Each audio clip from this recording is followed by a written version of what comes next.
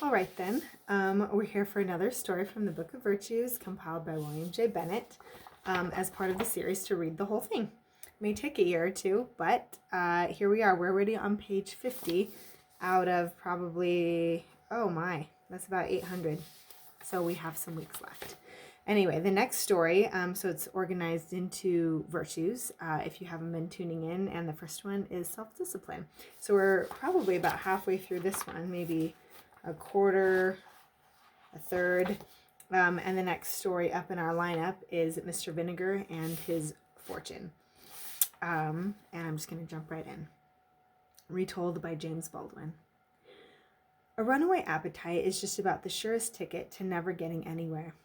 The English philosopher John Locke put it this way: he that has not a mastery over his inclinations, he that knows not how to resist the importunity of present pleasure or pain, for the sake of what reason tells him is fit to be done, wants the true principle of virtue and industry, and is in danger of never being good for anything. Meet Mr. Vinegar, who is in such danger. A long time ago there lived a poor man whose real name has been forgotten. He was little and old, and his face wrinkled, and that is why his friends called him Mr. Vinegar. His wife was also little and old, and they lived in a little old cottage at the back of a little old field. One day, when Mrs. Vinegar was sweeping, she swept so hard that the little old door of the cottage fell down. She was frightened. She ran out into the field and cried, "John, John, the house is falling down. We shall have no shelter over our heads."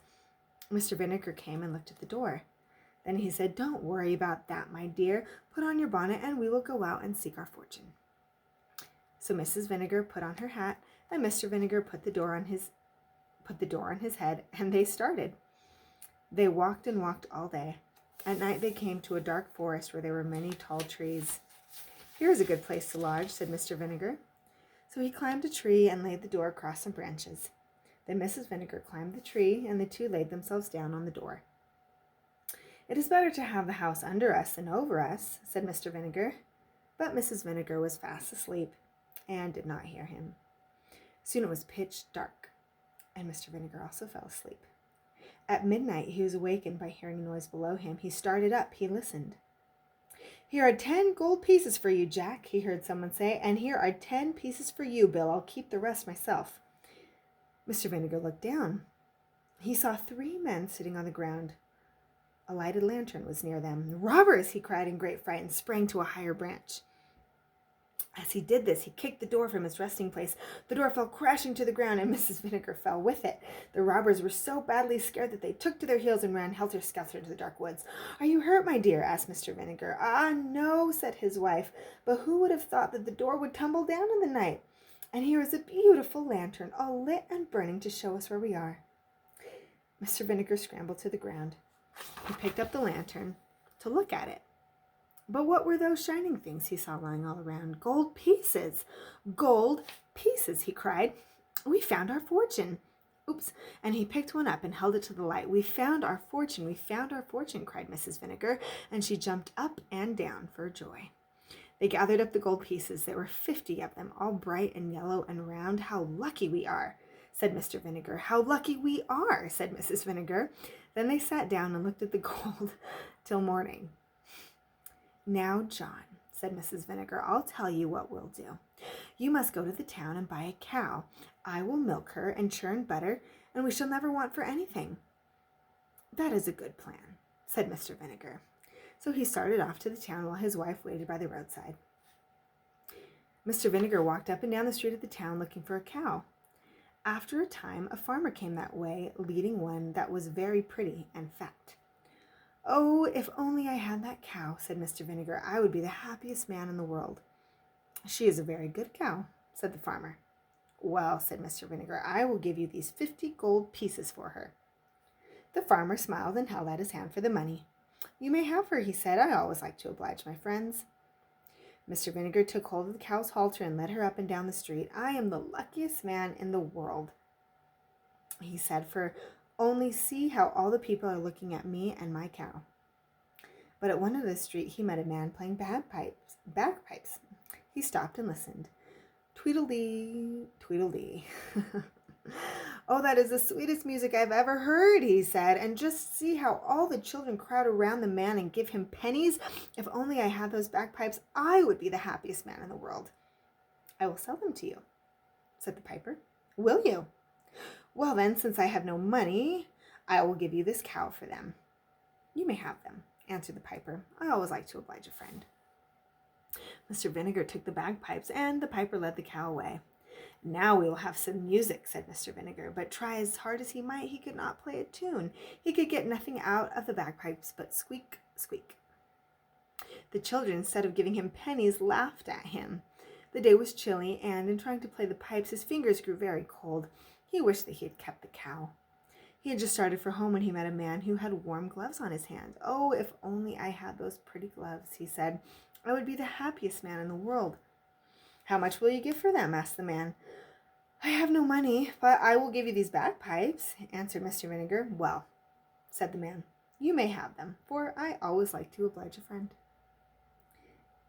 Mr. Vinegar gave him the bagpipes and drew the gloves on over his half-frozen fingers. "How lucky I am," he said as he trudged homeward. His hands were soon quite warm, but the road was rough and the walking hard. He was very tired when he came to the foot of a steep hill. "How shall I ever get to the top?" he said.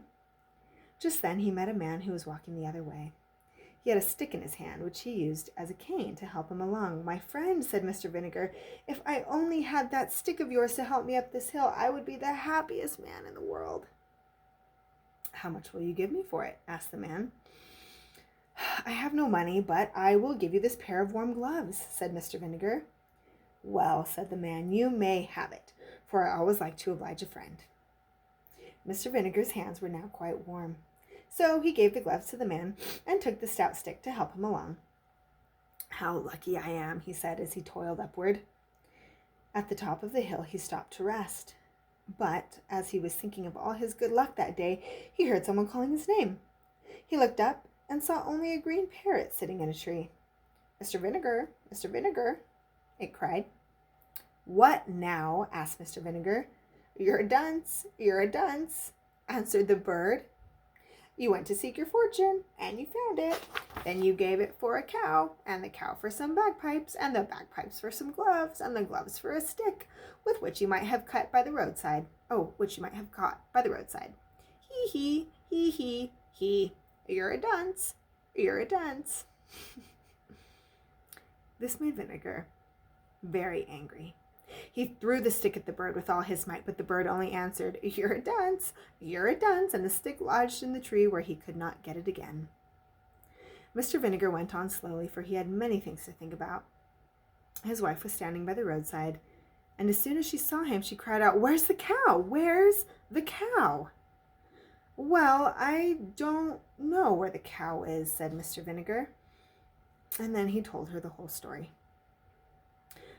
"I have heard she said some things he liked even less than what the bird had said, but that is between Mr. and Mrs. Vinegar, and really nobody's business but theirs."